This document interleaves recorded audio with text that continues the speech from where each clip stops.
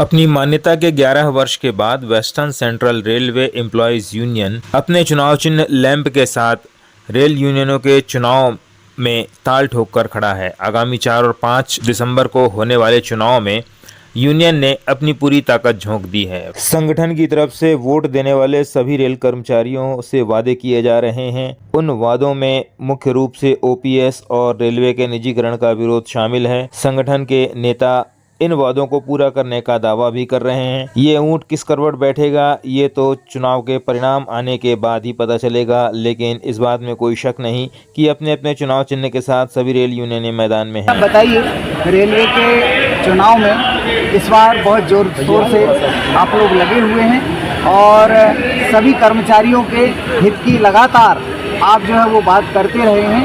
कर्मचारियों से आपका क्या कहना है?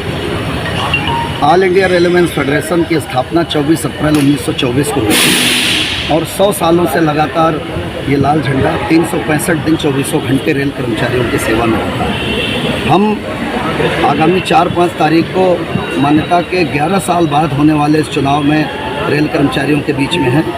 चुनाव तो आते जाते रहते हैं, हम हमेशा रेल कर्मचारियों के बीच में रहते हैं, इसलिए रेल कर्मचारियों का लाल झंडे को भरपूर समर्थन। सबसे बड़ी बात यह है कि ये झंडा, ये यूनियन गैर राजनीतिक संगठन है। बाकी सारे जितनी भी यूनियनें चुनाव लड़ रही हैं वो सब राजनीतिक पार्टियों की पिछलग्गू हैं, किसी न किसी राजनीतिक पार्टी के साथ मिली हुई हैं और उनसे एफिलेट हैं।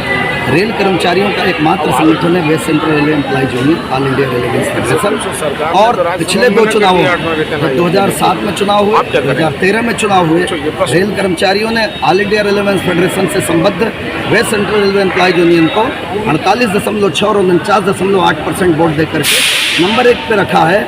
इस बार के चुनाव में जो हमारा नारा है, वन इंडस्ट्री वन यूनियन, एक उद्योग में एक यूनियन होनी चाहिए, पूरे भारतीय रेल में और WCR में लाल झंडे का परचम लहराने का काम होगा। और रेल कर्मचारियों का जो मानना है कि एक ही यूनियन होनी चाहिए, इस बार एक ही यूनियन मान्यता में आएगी। रहा सवाल मुद्दों का, तो हम 8वां पे कमीशन दिलाने के लिए, कैडर रिस्ट्रक्चरिंग की रिपोर्ट को लागू कराने के लिए, ट्रैकमैनों के हितों के लिए, उनके प्रमोशंस के लिए रास्ते खोलने के लिए, आर्टिजन स्टाफ को 4600 ग्रेड पे दिलाने के लिए, लेफ्ट ओवर कैटेगरीज को, बचे हुए लोगों को 4800 और 5400 दिलाने के लिए, और इसके साथ साथ रेल को निजीकरण से बचाने के लिए, प्राइवेटाइजेशन से बचाने के लिए दिन रात संघर्ष कर रहे हैं। और इसी संघर्ष के दम पर रेल कर्मचारी हमको समर्थन दे रहा है, सपोर्ट दे रहा है। आने वाले 12 दिसंबर को रेल कर्मचारियों के आशीर्वाद से जबलपुर मंडल में WCR एकमात्र यूनियन होगी जो मान्यता में होगी। BN शुक्ला, मंडल अध्यक्ष WCR। सर, सरकार ने तो 8वें वेतन के लिए मना कर दिया है, फिर इस पे क्या? सरकार ने 8वें वेतन आयोग के लिए बिल्कुल मना किया है, लेकिन इसके पहले भी जब कांग्रेस की सरकार थी 2006 में, तब वित्त मंत्री P चिदम्बरम साहब ने यही कहा था कि सरकार का रेल कर्मचारियों को वेतन आयोग देने का कोई इरादा नहीं है। लेकिन 24 मार्च 2006 को इसी महाप्रबंधक कार्यालय के समक्ष 5000 रेल कर्मचारियों को लेकर अपने महामंत्री कॉमरेड मुकेश गालिब जी की अगुवाई में लाल झंडे ने प्रदर्शन किया।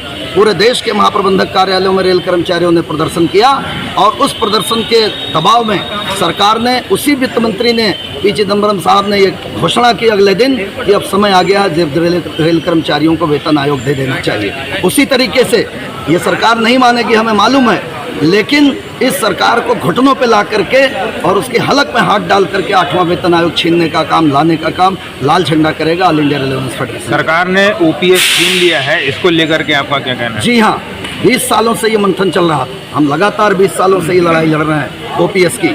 सर, हमने हमारी 2 मांगे थी, NPS रद्द करो, पुरानी पेंशन बहाल करो। सरकार ने कहा पुरानी पेंशन बहाल करना अभी संभव नहीं है, लेकिन पुरानी पेंशन की सुविधाएं हम देने का काम करेंगे। 50% अंतिम बेसिक का भुगतान, साथ ही साथ उसमें महंगाई राहत और उसके अलावा 60% फैमिली पेंशन, ये हम लड़के लेके आए। अभी जो कमियां रह गई हैं वो ये है कि कर्मचारियों का जो पैसा कट रहा है 10%, वो पूरा ब्याज सहित रिटायरमेंट के समय कर्मचारी को वापस मिलना चाहिए और जिसमें इनकम टैक्स की कटौती नहीं होनी चाहिए। दूसरा, 25 साल पे पूरे लाभ मिलेंगे, इसको 20 साल कराना है। और मैं आपको बता दूं, 1950 में पहली बार OPS जब आई थी तो उसको लेने को कोई तैयार नहीं। 1957 तक उसमें कई संशोधन हुए और तब लोगों ने पुरानी पेंशन जो है कोऑप्ट करने का काम किया और 1992 तक में 32 संशोधन करा करके पुरानी पेंशन को इस रूप में लाने का काम ऑल इंडिया रेलवे फेडरेशन ने किया। अभी तो UPS आई है, इसका पहला स्वरूप है।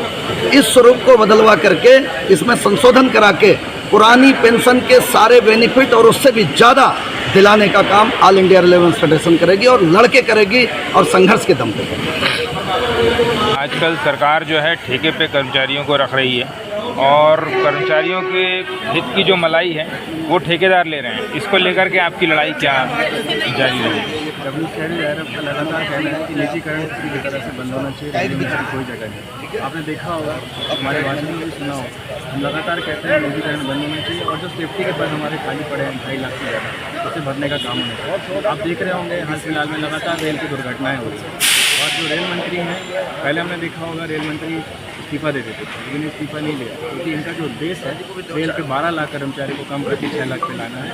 उद्देश्य है कि वही जो फैक्ट्री के साथ किया, जो BSNL के साथ किया, निजीकरण और निगमीकरण करने का, वही इनका उद्देश्य है। लेकिन इसके बीच में जो रोड़ा बन के खड़ा हुआ, यही लाल झंडा है, यही WCIRF, यही है और ये लगातार सरकार की इस नीति के खिलाफ लड़ रहा है और हम आपको विश्वास दिलाते हैं जब तक हम रेल में हैं हम इस निजीकरण को आगे नहीं